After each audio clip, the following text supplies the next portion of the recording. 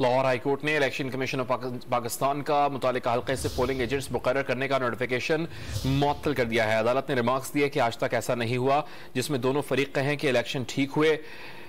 وکیل election commission نے کہا کہ حلقے کے باہر سے لوگ آئے تو جھگڑا ہو سکتا ہے، پولنگ متاثر ہو سکتی ہے۔ ڈان نیوز کے نمائندے رانا بلال نے ہمیں جوائن کیا۔ رانا بلال، سماعت کا احوال کیا ہے؟ جی دیکھیں، آج پاکستان تحریک انصاف کی رہنما ڈاکٹر یاسمین راشد نے جو ضمنی انتخابات ہو رہے ہیں اس میں جو الیکشن کمیشن نے ایک فیصلہ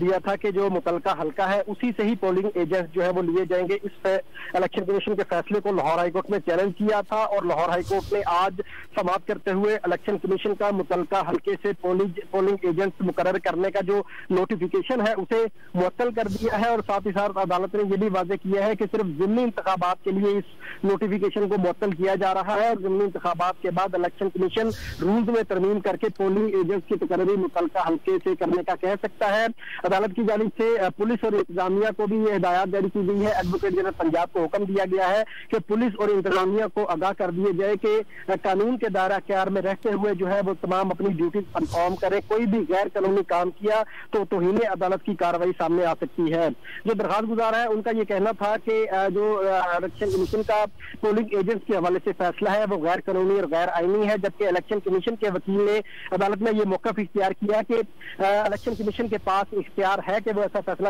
جاری کر سکتا ہے، اور اگر حلقے کے باہر سے کوئی پولنگ ایجنٹس منتخب کرتے ہیں تو اس سے لڑائی جھگڑے اور فساد کا خدشہ ہے، اس لیے الیکشن کمیشن کی جانب سے یہ فیصلہ جاری کیا گیا۔ جسٹس شاہد جمیل نے سماعت کرتے ہوئے یہ بھی کہا کہ آج سے پہلے تاریخ میں کبھی الیکشن کمیشن نے ایسا فیصلہ جاری نہیں کیا، تو ان انتخابات سے قبل ہی ایسا فیصلہ کیوں جاری کیا گیا ہے، جس پر